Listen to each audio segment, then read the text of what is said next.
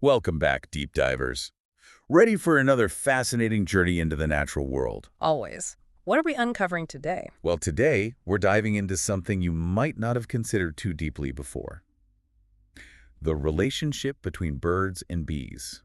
Oh, interesting. Beyond the whole pollination thing, right? Exactly. We're going beyond the flowers and honey and looking at the more intense side of their interactions. Intense. You've got my attention. We're talking predation, defense mechanisms, a real battle for survival. All thanks to this really cool article we found. Birds and Bees, a complex relationship of predation and defense. A complex relationship, you say. Oh, yeah. It's a lot more intricate than you might think. For starters, did you know there are birds out there that specialize in hunting bees? Really? I mean, those stingers can't be too appealing, can they? You would think not. But these birds, called bee eaters, they've evolved some pretty incredible ways to deal with that little problem. So they don't just gobble them up, stingers and all. Nope. They've got a technique, almost like a ritual, where they rub the bee against a branch to remove the stinger and venom sac before they eat it. Wow. That's some serious ingenuity. It really is. Talk about a pre-dinner prep routine. But bee eaters aren't the only birds with a taste for bees. The article also mentions the oriental honey buzzard, and this one's a bit bolder in its approach. Bolder? How so? Well, instead of going after individual bees, the honey buzzard targets entire bee nests. Raiding the hive, huh? That's risky business. Definitely. But honey buzzards have a couple of tricks to keep them safe.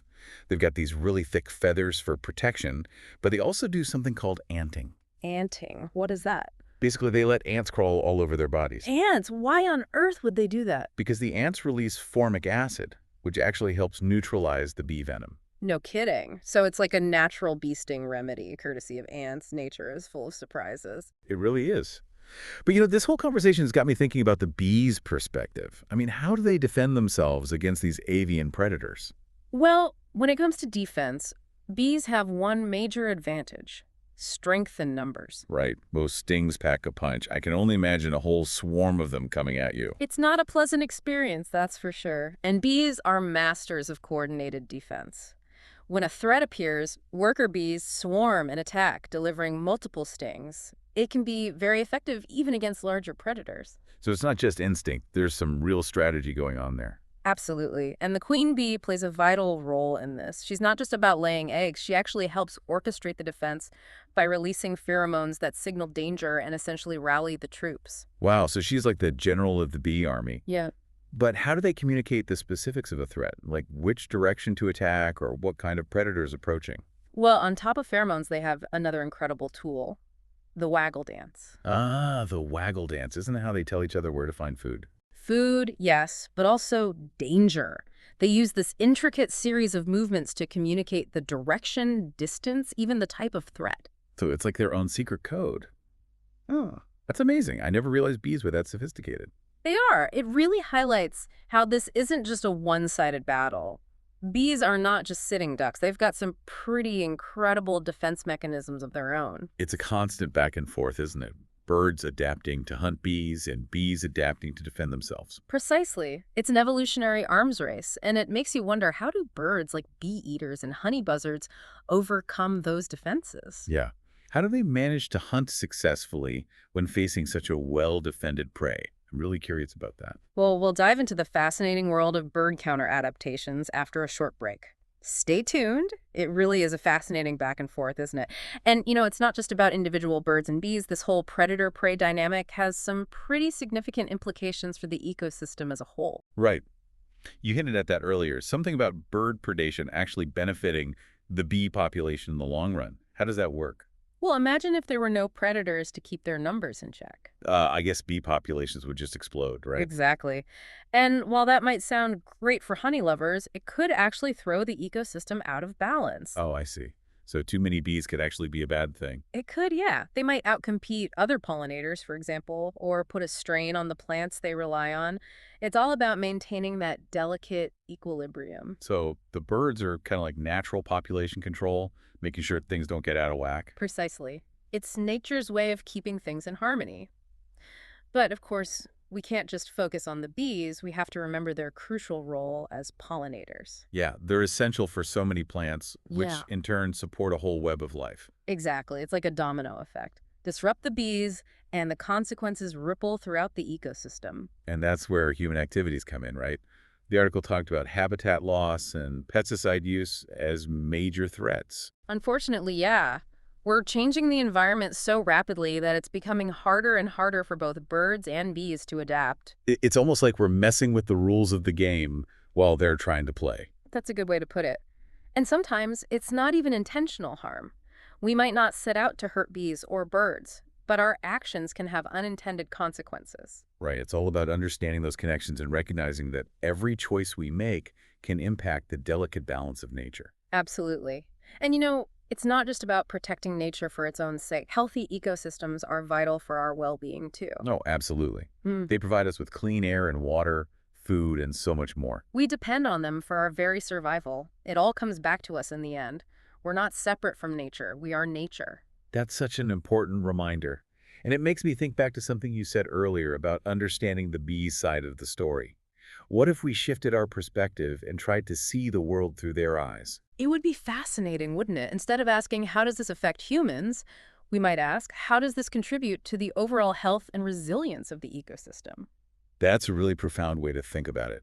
It takes us beyond our own self-interest and encourages us to consider the needs of the entire community of life. Exactly. It's a humbling perspective, but one I think is crucial if we want to create a truly sustainable future for all. So we've talked about the ecological importance of this bird-bee relationship and the threats it faces. But what can we, as individuals, do to help? It all feels so overwhelming sometimes. It's easy to feel that way, but I truly believe that even small actions can make a difference. Supporting organizations that are working to conserve habitats for birds and bees is a great start. Right. There's so many groups out there doing incredible work, planting pollinator gardens, advocating for policies that protect wildlife, educating the public. We can donate our time, our money, or simply spread the word about their efforts. Exactly. And on an individual level, we can make changes in our own lives too. Choosing native plants for our gardens, avoiding pesticides, reducing our carbon footprint. Every little bit adds up. It's about recognizing that we're not just passive observers. We have the power to make a positive impact. Absolutely. It's about taking responsibility for our role in the web of life and working together to create a more sustainable and just world for all. Well, this has been such an eye-opening conversation. I started out thinking about birds and bees, but we've ended up exploring some really deep questions about adaptation, resilience, and our responsibility to the planet. It's always a pleasure discussing these things with you. It's amazing how one article can spark such a wide-ranging conversation. It is. And, it's a good reminder that learning is a lifelong journey. There's always more to discover, more to understand, more to connect with. And that's what makes it so fascinating, isn't it? The endless possibilities for growth and discovery. Speaking of which, was there anything else in the article that particularly stood out to you? Any surprising facts or insights? You know what really struck me? That description of the waggle dance? Oh, yeah. The waggle dance. It's like their own secret language, right? Using all those wiggles and waggle to tell each other where to find food. It's not just about food, though. They can also communicate about potential threats, which helps the colony coordinate its defense. Wow, so it's like a miniature, highly efficient intelligence network. They're sharing real-time data about the location and type of threat. It really is remarkable. And it kind of makes you question how we define intelligence, doesn't it? What can we learn from the waggle dance about the power of nonverbal communication and collective action? That's a great question. It challenges our very human-centric view of intelligence and opens up a whole new way of thinking about how other species communicate and solve problems. It's a reminder that there's so much we still don't know about the natural world and so much we can learn from it. Okay, that's definitely something to ponder. We've covered so much ground in this deep dive, from the specific adaptations of birds and bees to the broader implications for conservation and our understanding of the natural world. It's been a pleasure exploring these ideas with you. Me too. And to our listeners, we hope this deep dive has sparked your curiosity and inspired you to learn more about the amazing world around us. But before we wrap up, I have one final question for you. Ah, yes. The final thought-provoking question. I'm ready. Okay, here it is. If birds and bees can evolve such complex and fascinating adaptations to survive, what does that tell us about the potential for adaptation and resilience in other species, including our own? Wow, that's a really big question, isn't it? It is, yeah. It makes you think about, The incredible power of life to adapt, doesn't it? To persist. Even when facing incredible challenges, there's this drive to change, to survive, and to ultimately thrive. Look at the diversity of life we see around us on this planet, all shaped by millions of years of evolution. Yeah, it's humbling to think about, isn't it? We tend to focus so much on the fragility of nature and forget about this incredible resilience, you know what I mean? Absolutely. And it's not just about physical adaptations either. Think about the behavioral flexibility we've been talking about with birds and bees. The learning, the communication, the problem solving, it's all adaptation in a way. Oh, I see what you mean. It's not just about having the right genes. It's about being able to use them, to learn, to adjust to a constantly changing environment. Right. And thinking about that, there's a really important takeaway for us, I think. Humans are incredibly adaptable too. Look at us. We've spread across the globe, built complex societies, even ventured into space. Yeah, we're definitely a testament to adaptation, that's for sure. But the question is, are we adapting fast enough? I mean, to the challenges we're facing now, like climate change and biodiversity loss, are we keeping up? That is the million-dollar question, isn't it? We have this enormous capacity for change, but are we willing to actually make those tough choices? The ones that will ensure a sustainable future. I guess it all comes back to that shift in perspective we were talking about earlier.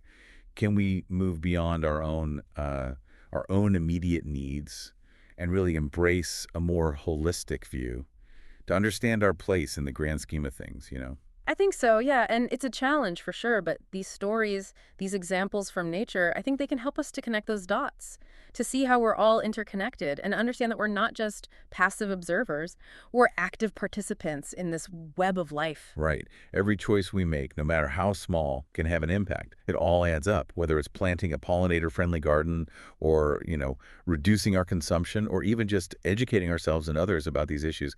We all have a part to play. I wholeheartedly agree. We can't just sit back and wait for someone else to solve these problems. We each have the power to make a difference in our own way. Well, that's a great note to end on. I know this whole deep dive has been a real eye-opener for me. Personally, I started out thinking about birds and bees, and here we are, exploring some pretty profound questions about adaptation, resilience, and, our responsibility to the planet. Absolutely. It's been a fantastic conversation, as always. It's amazing how one article, can lead us down so many different paths and spark these thought-provoking discussions. It is. And it reminds us that learning is a lifelong journey, right? There's always something more to learn, something new to discover, a new connection to make. Exactly. And that's what makes it so exciting, isn't it? This constant exploration and the endless possibilities for growth. It really is. And to all our listeners out there, we hope you've enjoyed this deep dive into the world of birds and bees. And we really encourage you to keep exploring, to keep asking questions, and to never stop diving deep into the wonders of the natural world. And remember, the future is not something that just happens. It's something we create together with each and every choice we make. Beautifully said. Well, until next time, stay curious, fellow deep divers, and thanks for joining us on the deep dive.